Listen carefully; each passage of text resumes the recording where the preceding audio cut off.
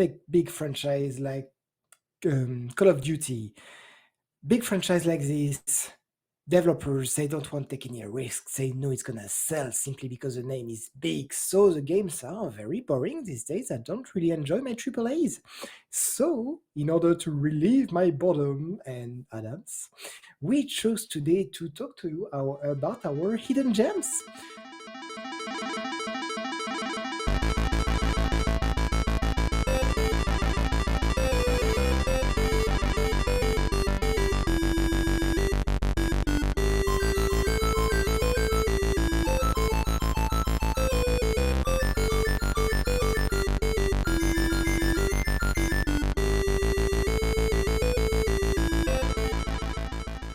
By the way, we already reached the end of the show. So do you Yeah. have We reached the any end of the news show. I do today? have a little bit. I do have a little bit of news to go into, so we'll just touch on these real quick. The first one is that E3 is going to be entirely online again this year. It was entirely online last year in 2021. So if you want to attend E3, sorry, you're going to have to do it entirely through streaming, which is kind of funny because I have not been to one of these big conventions in a very long time. And my wife was always like, "Oh yeah, I know you like those things. You should definitely go." So she was. This was back in 2018, and she was like, "Well, which one did you want to go to if you went to one?" And I was like, "Oh, it'd probably be E3." But then that year was the year that PlayStation decided that they didn't want to go to E3, and I was like, "Well, I'm mostly in it for the to see what PlayStation's going to be releasing. So maybe next year." And then 2021 didn't have it. 2022 don't have it. Or I guess it was 2020, not 2019. But 2021 didn't have it. 2022 didn't have it. So it's, oh well, Well, I guess I'm never going to E3. see, see the positive point. The Twitch streamers are gonna make lots of money out of it. Oh, I'm sure they are. I'm sure there's going to be tons of reaction videos and things like that, and people doing it, reacting Oh, just live. doing And live. Yeah, just yep. doing it live. Yeah, So, very fitting. yeah, yeah, Exactly. That was some conference were really terrible last year. I hope they learned. yeah. From what I've heard, it's going to be a kind of a similar thing where it's going to be toned down. You're not going to have like the big stage presence and whatnot. But so, if you want to do E3, that's where you can find it this year.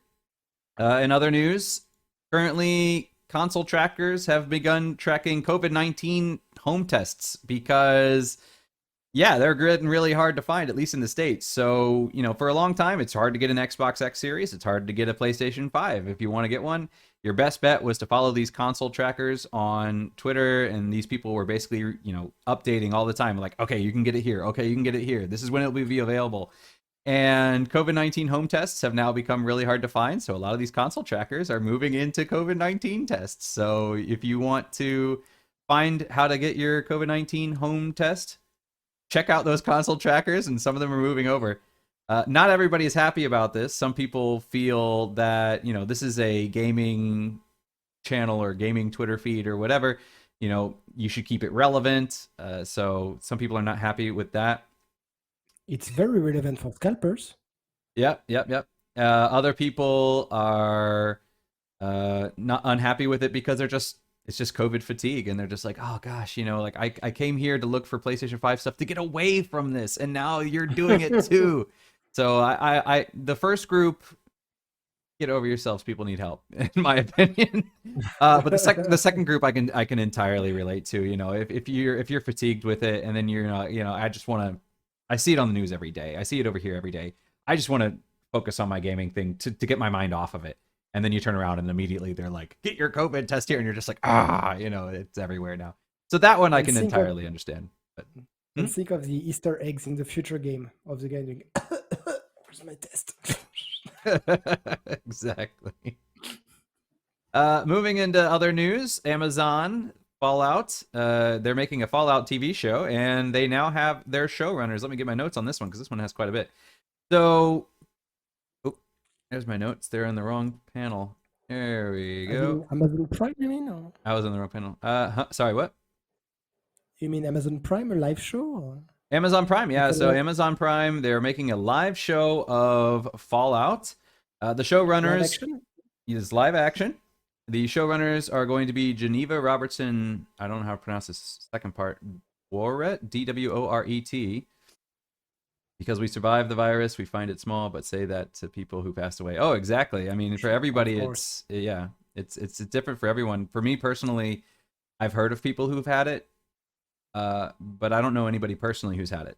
So for me, it's not a big deal. But then I've been on forums online and stuff, and people have said they've lost 4 or 5 family members. So I mean, it's yeah. So yeah, it's different for everybody. Everybody's reality, we're all living in the same world, but everybody's reality is different. It's weird.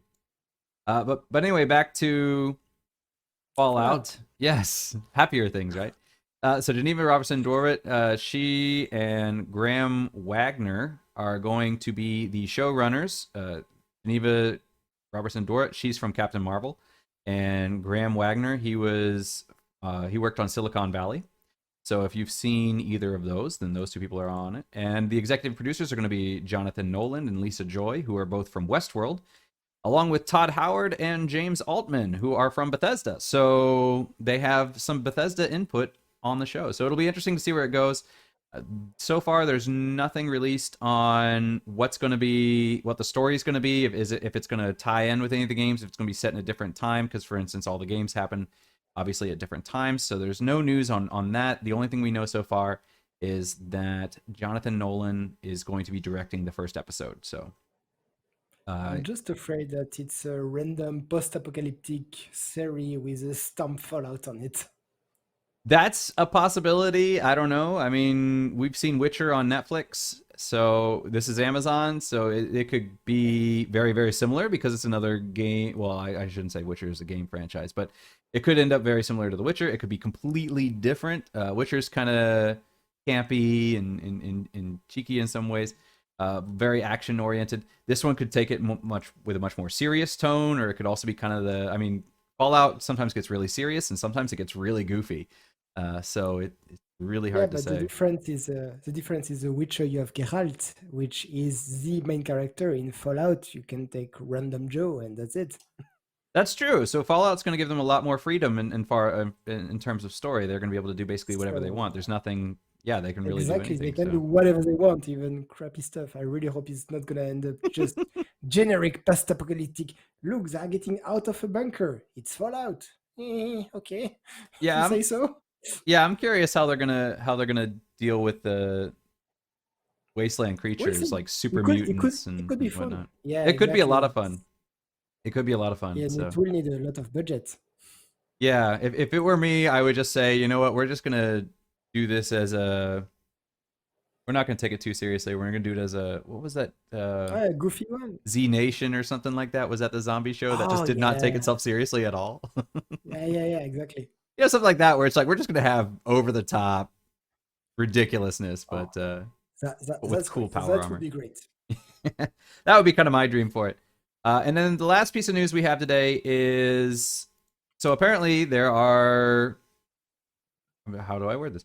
So some individuals felt that in gaming, typically African hairstyles or African black hairstyles are not typically done very well. They felt like if you played Outriders, you basically had 4 hairstyles, and it was either generic fro or nappy dreads, and that was basically it. So the open source Afro hair library currently. Unfortunately, if you wanted to take part in this, it's a little bit late. They're not taking new submissions anymore. But basically, this is an open source library of black artists who've come together and they've compiled or they are compiling just hundreds or dozens of different hairstyles for all sorts of different kinds of, trying to get that accurate feel of African hair because, obviously their hair is not going to work the same way as a white person or an Asian person.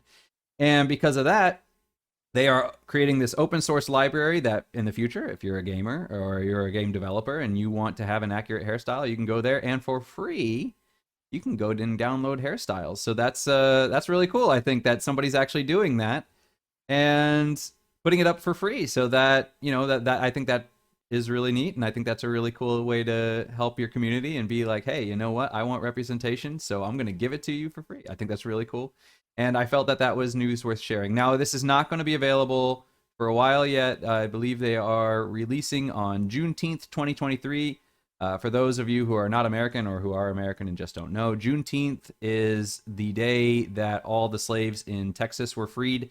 Texas was the last state to free their slaves. So this is basically the day that all black people in America became free from slavery. So in a celebration of that, on Juneteenth 2023, this library is going to be made available to the public. So in the future, developers, you have zero excuse for doing this wrong. All right, so I thought that was interesting news that would be shared. And with that, that's going to bring us to a close.